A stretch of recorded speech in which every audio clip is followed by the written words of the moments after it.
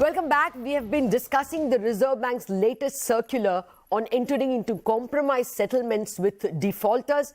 I've been speaking with Mr. S.S. Mundra, former Deputy Governor of the Reserve Bank and a former Chairman of Bank of Baroda, and Mr. Rajnish Kumar, former Chairman at SBI. Just before going to break, we discussed in detail what was really contentious, that willful defaulters and fraudsters could also be entertained for compromise settlements. But that circular is much more than willful defaulters. Willful defaulters occupies just one line. The rest of the circular is about compromise settlements with people who have turned NPA. So, Mr. Rajnish Kumar, on that, bankers must be entering into compromise settlements, isn't it? How are these new rules making it different? That's what I'm saying, that the framework which RBI has recently issued, what I felt after reading it, that most of the things were already there. And even in terms of the processes, in terms of the decision making, where for willful defaulters, it has been said that only board can take decisions. So this is, I don't find anything new. What about you, Mr. Mundra? Do you think they have put in new rules in terms of, the man who gave the loan should not be part of the compromise committee and all approvals should be by a higher authority? Are they streamlining it across banks? Lata, actually these are all very basic cardinal principles in banking, this conflict of interest, whether rules were there or not.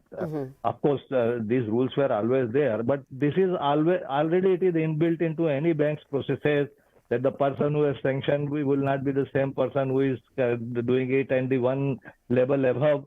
Even for the smaller loan, even at branch level and regional office level, also this kind of gradation is there. So I agree with Rajnish. It's not something which is new. Only thing I think, as I mentioned in my opening comments also, in terms of deciding the nitty-gritties and all that, probably a lot is left to the bank's management and the board.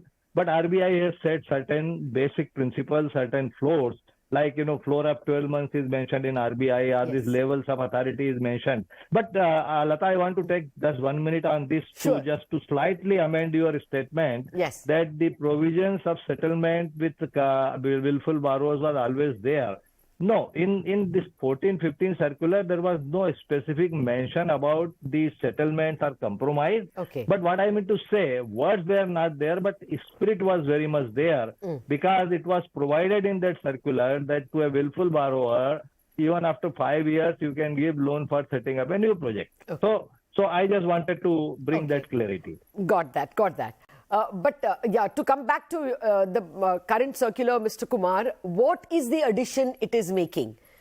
Is it the feeling I got is perhaps banks were each treating compromises differently and Reserve Bank is putting ground rules? Is that the purpose of this circular? I think that is what is more, which I feel that the banks may have followed different systems. So SBI system may be different than what Bank of Baroda is doing or a private bank is doing. So basically some ground rules have been set by for the banks, and whatever policies or processes now banks adopt, there are certain ground rules and directions from Reserve Bank of India, which they have to keep in mind if not already there.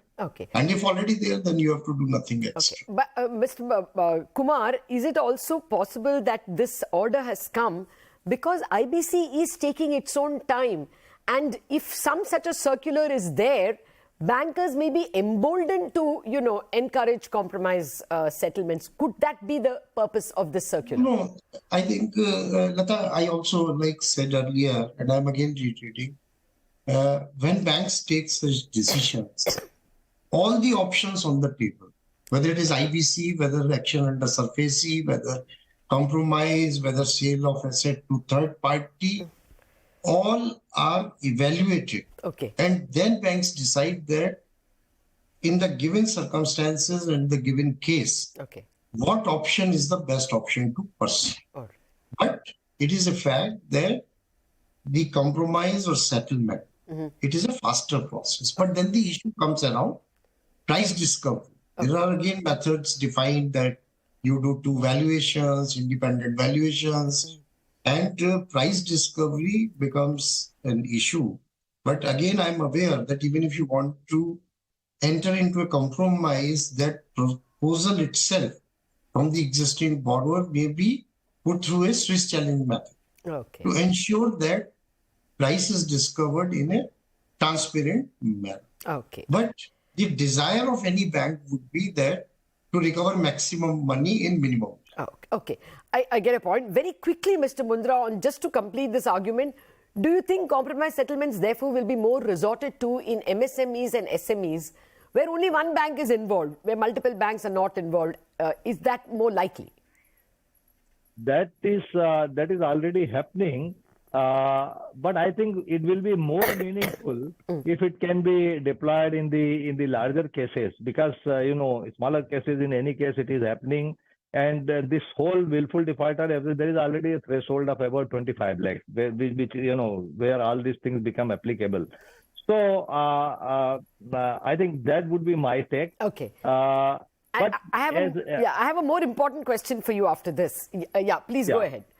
No, I just wanted to say that to my mind, this circular, as most of the things has reiterated, some of the basic framework is given. Only new element is a very clear, sentence about the willful defaulter and fraud. To my mind, that is a new element which has been introduced in a very specific manner with board level. Okay. To my mind, I think there has been a lot of confusion around this whole willful defaulter thing. As I mentioned in the beginning also, it goes back to 10 years. It all started with one of the CBC directive that all the cases above 25 lakhs should be examined from the viewpoint of being willful defaulters. Yes. Then RBI came with the framework. Yeah. That framework is I think, RBI, probably there is an internal feeling or realization in RBI that there has been a lot of confusion around this. Okay. Because in the original circular, apart from various category, RBI was very emphatic to say that it should be done very objectively, not on isolated cases.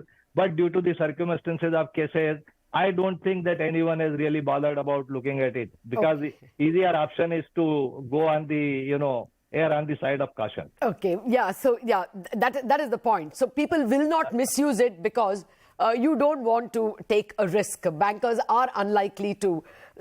In the media, there is a lot of noise about the word willful defaulter and them being permitted both for compromise and for another loan. That has raised a lot of heckles. As you point out, why would any banker want to get into this mess? Now, what I wanted to ask you is, as a final question, do you think something is needed from the Reserve Bank to set the matter right? Because it's ruffled so many feathers.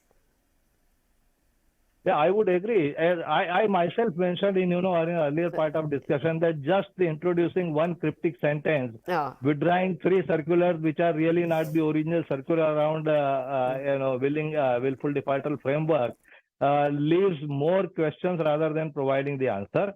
So I think it will be good to provide some of these clarifications, or maybe put some FAQs, so that there are no confusions around it. Okay. Regardless of the fact that with all that confusion, how many people would try to use this